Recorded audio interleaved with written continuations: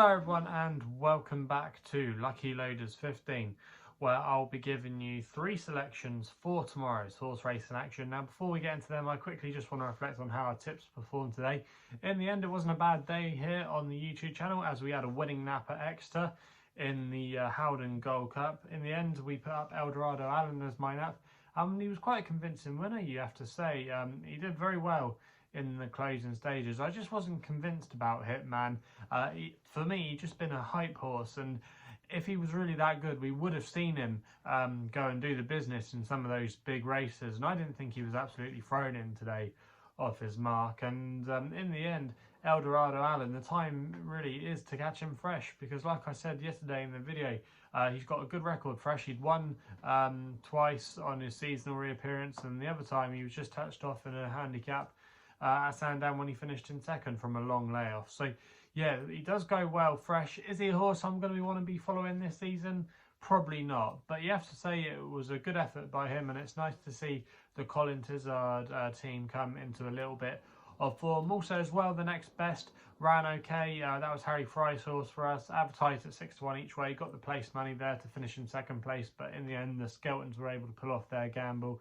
So yeah, that's how we fared with our next best. Away from that though, we did have some disappointing results. Eric Block, very strange race actually, because if you've been watching the racing at Redcar today, and even over the last couple of weeks, you want it to be drawn on that far side. You want to be drawn low on the straight track, and he was in the perfect position, but none of the horses that were racing there stayed there at the end of the race. And horses that were racing towards the stand side, they actually filled the frame in that race. It was a bit of a baffling one because all the other horses today, if you were drawn on the far side of the track where we put up Eric Block, where he was drawn, most of them were filling out the places today. So a bit of a peculiar one there. Maybe the race at Catterick left a mark on him last time out, but he was disappointing. And then my selection, my long shot in the Melbourne Cup, in the end, Sir Luke, and he just had too much to do. He was at the back and he was never going to make up the ground from there. And in the end, the winner, Very Elegant, well, you have to say she was a very impressive winner. She was actually drawn right next to Sir Luke, and so he wasn't drawn in the worst part of the track. You know, he was drawn okay, but it's just the way the race unfolded, and not too many horses actually did come from the rear of the field. You had to be ridden handy or be ridden not too far off the pace. You know, you needed to be up there. So yeah, that's probably what went against Sir Lucan in the end, but I'm not complaining. We had a 5 to 1 nap winner also as well, 6 to 1 each way, and fingers crossed we can have some more good results for you tomorrow. So like I said at the top of the video, 3 tips for tomorrow's racing, and we're going to be going to Chepstow for the first one, where we go to an interesting novices handicap chase.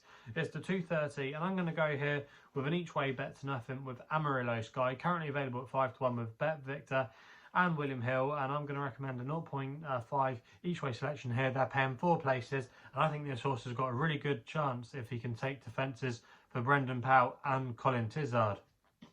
Now last time we saw this horse, he finished 6th in the Welsh Champion Hurdle, and you have to say potentially that wasn't a bad run, because the Welsh Champion Hurdle, especially last year, was a race that worked out really well. It was the race won by So Royale last year, and you could go through it. There was the likes of Buzz in there, there's some other decent types, and this year's renewal was starting to work out okay, because Leon Cavallo, who was up there, he came and placed in a decent handicap last week at Ascot, I believe it was.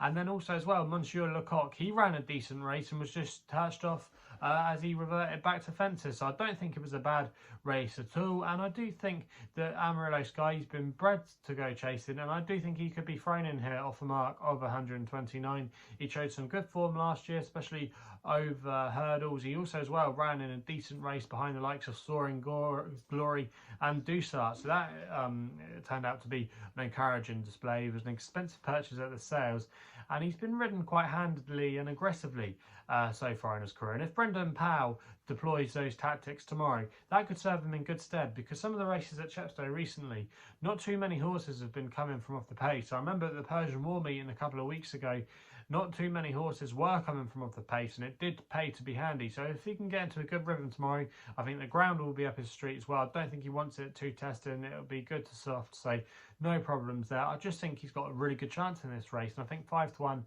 is a fair price there with, like I said earlier, the Tizzards coming into a bit of form. So he's going to be my next best of the day. We then go to the 340 at Nottingham for the long shot with a horse called Company Minx for Kieran Fallon and John Jenkins. Currently available at 10 to 1 with SkyBet. We're paying 6 places on this race. I'm going to recommend a 0.5 each way selection here.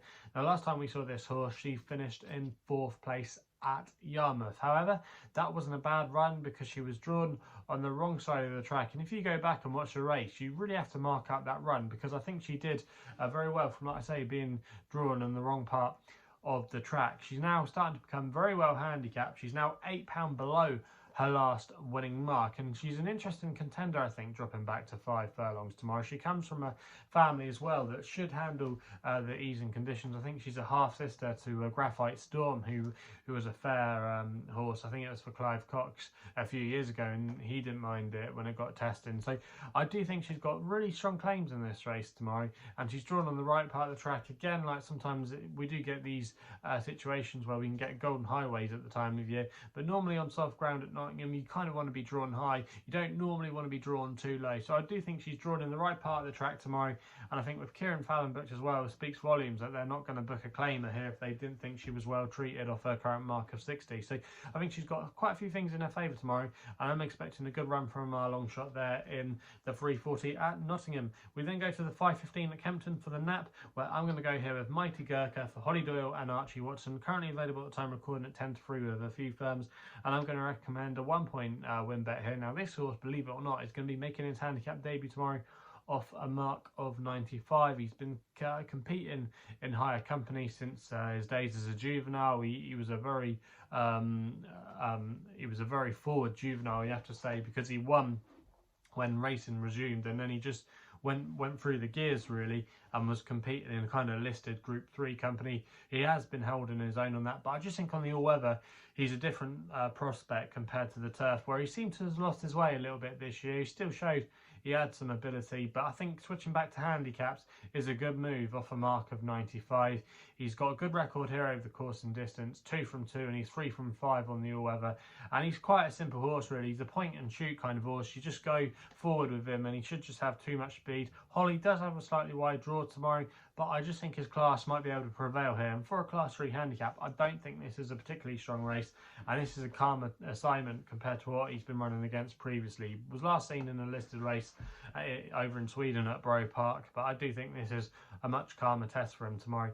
And I think at 10 to 3 there, that's a fair price. And the current favourite, Tom Ward's horse, he's coming off from a break, and I'm not sure exactly what he beat, but obviously you have to respect him in this lineup. But I just think the Mighty Gurkha could be the one. So yeah, they're going to be the 3 selections for tomorrow. If you're still enjoying these videos, remember to hit the thumbs up button and subscribe here to my YouTube channel at LuckyLoaders15. If you want to follow me on social media, then Twitter is the place to go to, where my handle is at LuckyLoader15. And if you want to find out a bit more about myself, my website is www.chrisloaderracing.co.uk. So please game responsibly. Hopefully we can have some winners for you tomorrow, and we'll be seeing you soon.